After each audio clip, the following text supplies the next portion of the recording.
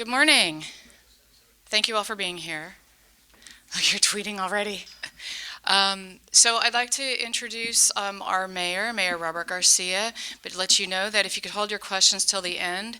We do have a few speakers, but they're going to be quick. It won't be, death by words. Please welcome Mayor Robert Garcia.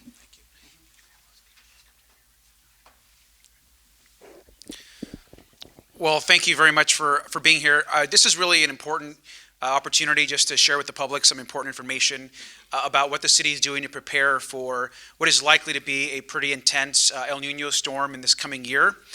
We probably already know that we've already begun the El Nino season, so that's already started, but we don't expect a major activity until probably mid-January as we go into February.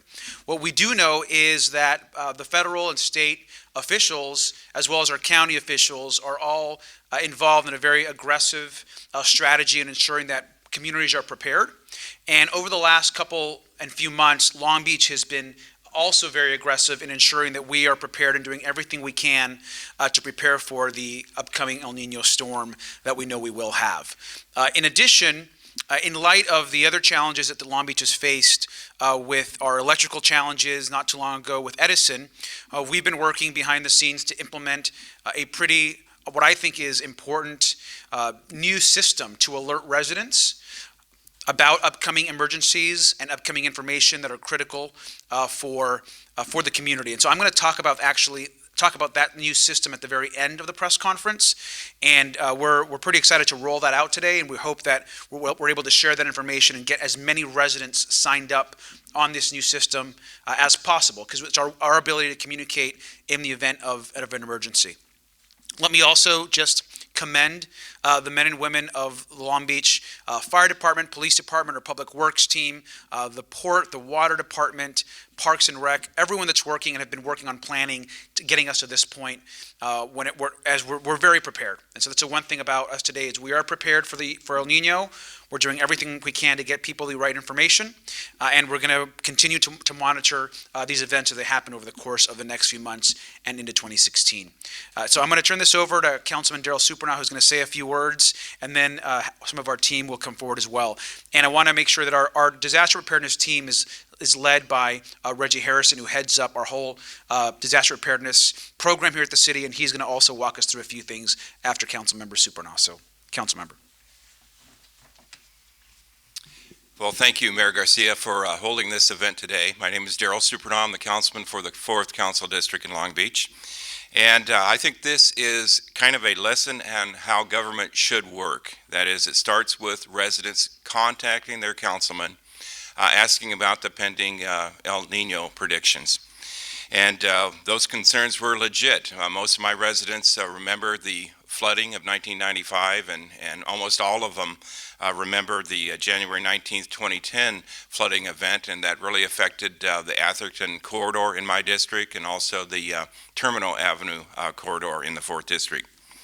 However, they did not realize that we had $25 million worth of infrastructure projects to address those issues, and that's my job to know those facts, and the city's job to communicate that to the residents, and that brings us here today.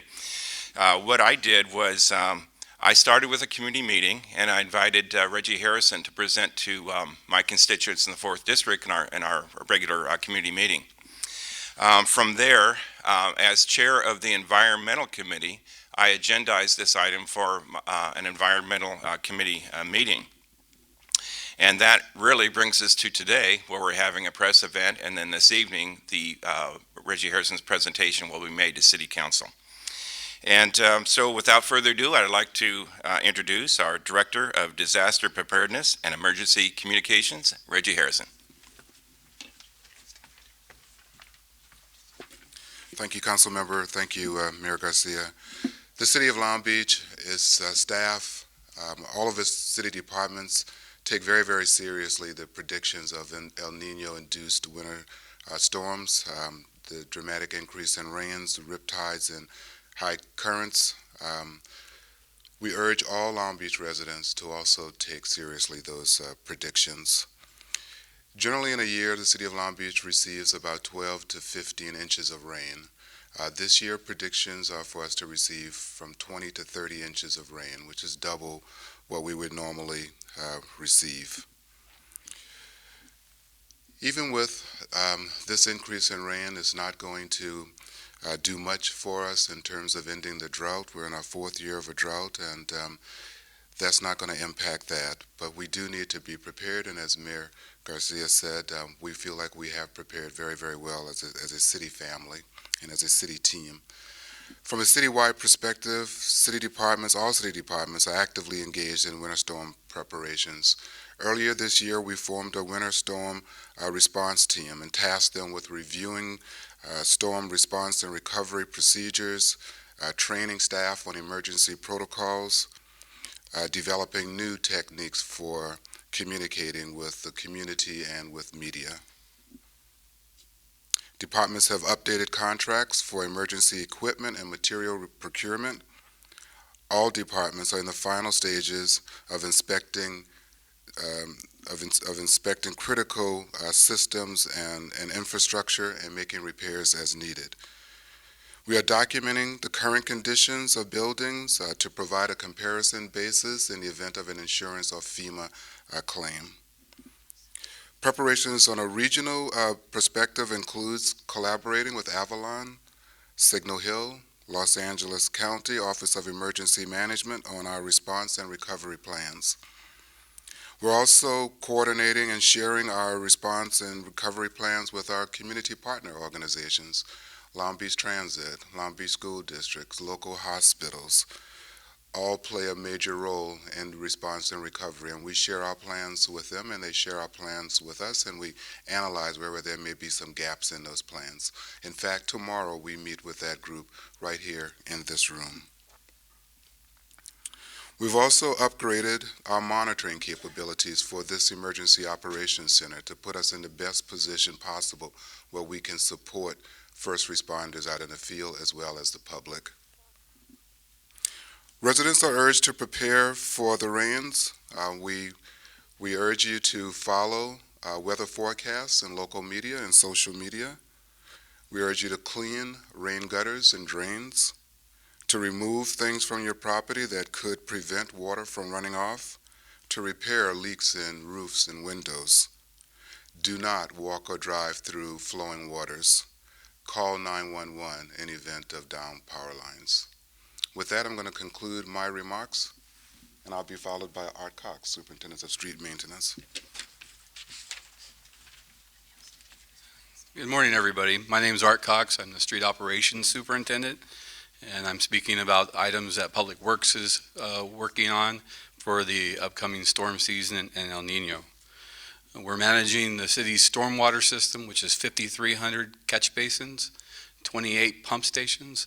Those stations are cleaned and are inspected on a weekly basis. We're also inspecting or have inspected city buildings and identified roof deficiencies and working on repair items for those properties. As Reggie mentioned, we encourage property owners to do the same. Sand and sandbags. Sand is available at our San Francisco yard, Fire Station 7, 11, 12, and 13. Sandbags are also available at the lifeguard headquarters at the Juan Aparo Beach Lot and also 72nd Street. Sandbags are available at all fire stations throughout the city. We are also working on inspecting and removing any dead trees that may cause an issue during the upcoming events.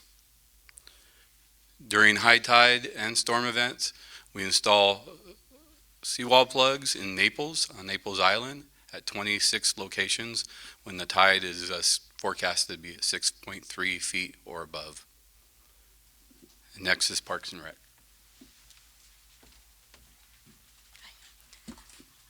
Good morning, everyone. My name is Elvira Hallinan. I'm the manager of the Marine Bureau for Parks, Recreation, and Marine. As the jurisdiction of Parks, Recreation, Marine is all the parks, all the community centers, and the marinas and the beaches.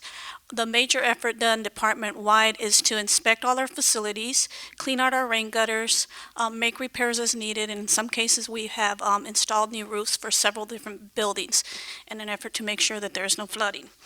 The other main issue that our department is responsible for is for moving 134 cubic yards of sand to transport it in order to build berms and to protect private property and public property along the peninsula. That's a major effort. That is our responsibility that we're very proud of. Another thing that we are responsible for is maintaining the debris booms.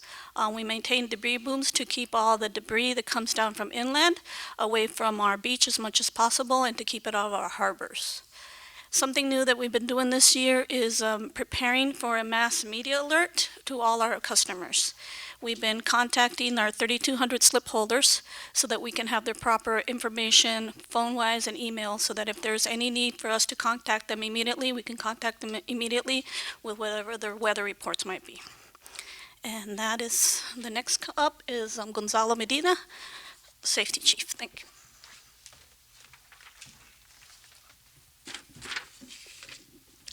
Good morning, everyone. My name is Gonzalo Medina, Marine Safety Chief of the Long Beach Fire Department. Currently, urban search and rescue teams and swiftwater teams are actively training and preparing for an extended operational period for when and should El Nino precipitation should begin.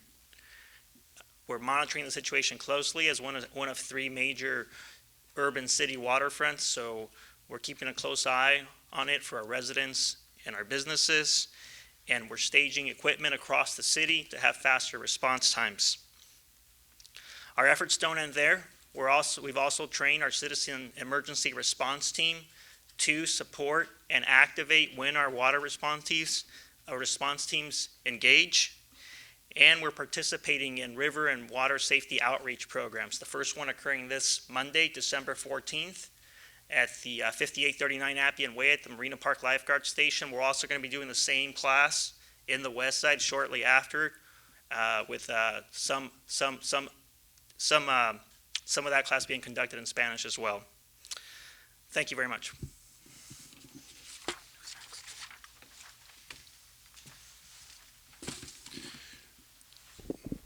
Good morning, everybody. My name is Nelson Kerr. I'm the manager of the Bureau of Environmental Health for the city's health department. The health department plays a significant role in disaster response in all stages, from planning to recovery. We're very proud to be working with our city brothers on this year's coming El Nino. Some of the things that we're doing is working with the Long Beach Rescue Mission to open the winter shelter. We've accomplished that a month early. Also, our homeless service division is coordinating outreach to connect folks to these resources for homeless shelters and other resources. We will be working to issue water advisories if there's impacts to our recreational water swimming areas due to flooding or other contamination. Also, we have a vector control program where if we receive a lot of rain, we may have increased proliferation of vectors, increased mosquito breeding, and we will be working to control that. Education will be key there. We may see more swimming pools with mosquito breeding issues and other backyard sources that will need to be addressed, and that'll be primarily through education and outreach. We are developing educational materials for residents and their families for planning for emergencies and developing emergency kits.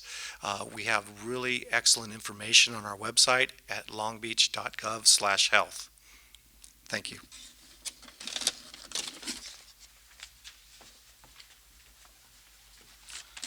Good morning, I'm Dan Kane. I'm with the Harbor Department, the Port of Long Beach. The Harbor Department's primary roles during an El Nino storm event is to make sure that we are able to respond to and mitigate any flooding, to make sure our roads stay open for the continuance of commerce, as well as for the transit of emergency responders, port workers, and the public. We also respond to and mitigate any damage to infrastructure, And secondly, we also support the response and the first responders to any persons in distress, any issues with the environment, or any damage to property. We started our planning efforts during the summer. We took the opportunity and we updated our port emergency operations plan and actually developed a severe weather annex. That plan identifies the actions that we've taken so far to prepare for El Nino, and also details our response actions for El Nino storms and for any future storms that may occur. The port's design engineering and maintenance group has taken the lead for planning in El Nino and ensuring our stormwater systems are fully operational and making sure our streets are clean and clear. Port staff has identified areas around the harbor district that have the propensity for flooding. We've identified those using engineering models. We got anecdotal information from some of the senior experienced staff that work in the port. And we've also took advantage of the September rain event on September 15th and did a survey of the port for any flooding. We took that information, our GIS staff did, and put it all together in a consolidated map. We used that map to identify areas around the port where we're going to have our problems. Using that information, we've worked with police and fire, and we've developed some workarounds, alternate routes around potential flooding areas where we can ensure the safe transit of first responders and the fire department. Staff has been working with contractors in the port to identify responsibilities to mitigate flooding from our major construction projects. The port has purchased and rented pumps, and we've also readied our emergency generators. And finally, we'll be talking with the oil property operators to make sure that we can coordinate the use of stormwater catch basin shutoff valves to mitigate any flooding from those areas. Thank you very much.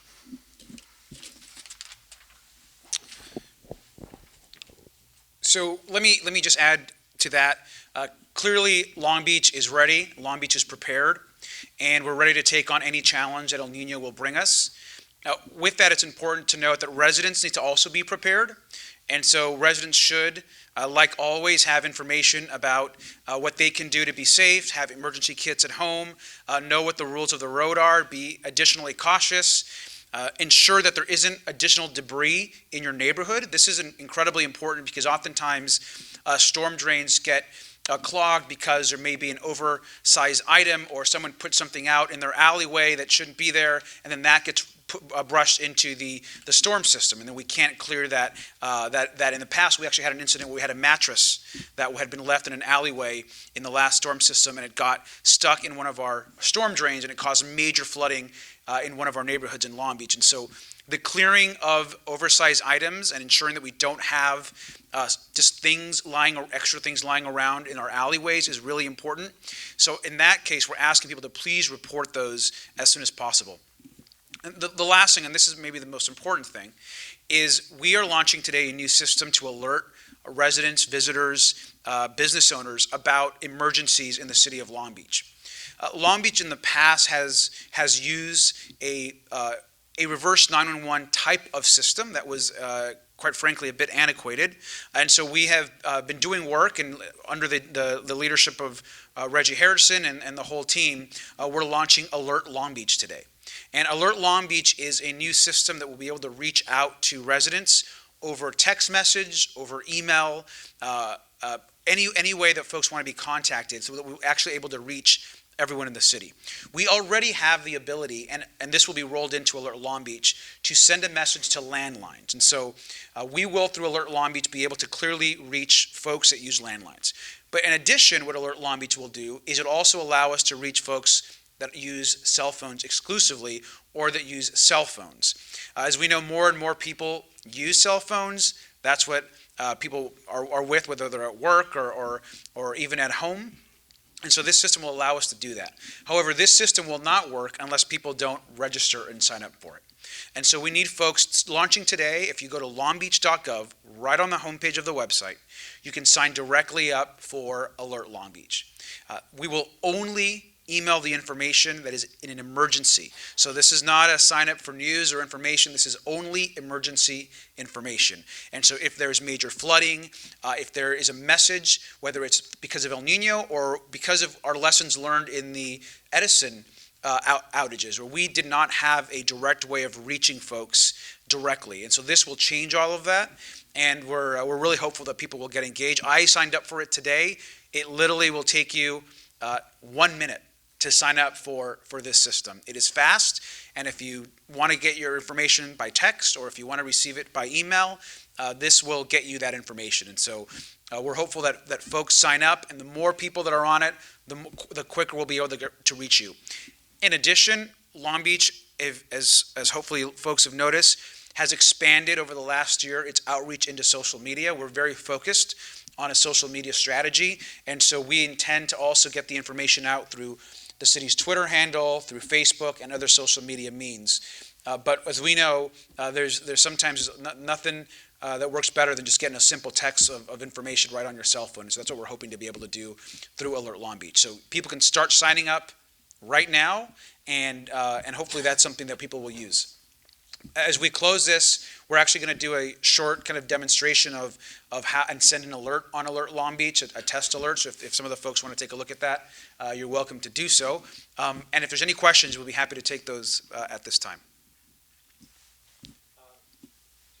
Have you done a sweep of the rivers for the homeless, and how often are you planning on continuing to do that? Let me add to that. A lot of that actually is done through coordinating with the county. So as you know, the county is the actual group that takes a lead on the river maintenance, but the health department works in conjunction with them. And so the county is the one that does that work. They've already begun some of that work, and I don't know if there's anything else you want to add from the health department point of view on that, but I think that's... I'm going to bring up Elsa Ramos from our Homeless Service Division, that she can address some of the outreach that we've been doing.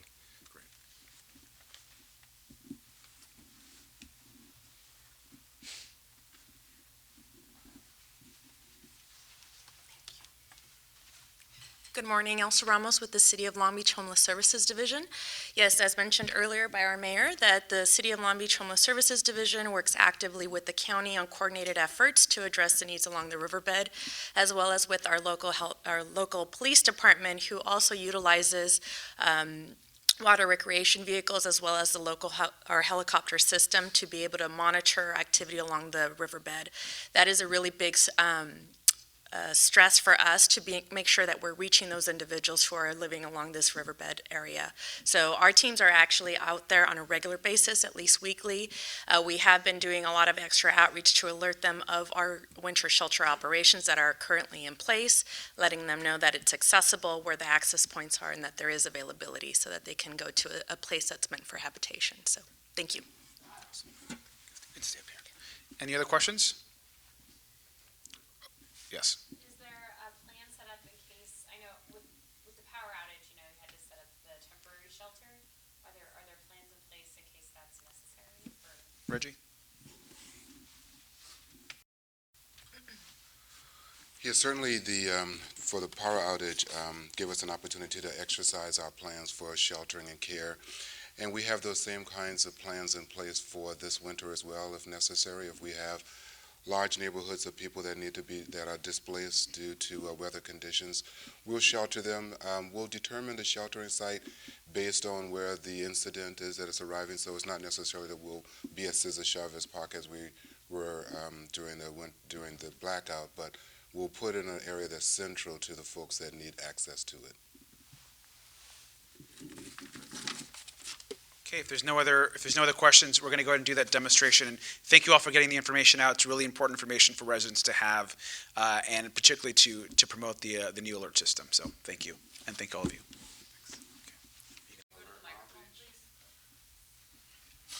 So this is the message that we put in, and the beauty of Alert Long Beach is that you tailor the message for the incident, and you also tailor the message for the area in which you have an incident as well. So if it's not a citywide incident, then there's no need for everyone in the city to receive an alert. So you would receive the alert for the area in which an incident is occurring. It could also be citywide. But it could also be citywide, exactly. And all of those messages can go out. And as the mayor said, this is a very, very robust system. It has the ability to send out 3 million messages an hour. So that will more than triple the amount of residents, or quadruple actually, the amount of residents that we have in Long Beach. So this message reads, El Nino Test Alert. This is a message from Alert Long Beach. Please be aware of heavy rains expected this Friday. Visit longbeach.gov for additional preparedness information. So just an example of a message that staff can send out. And you'll receive this, as the mayor said, voice, text, and email if that's your preference. Thank you.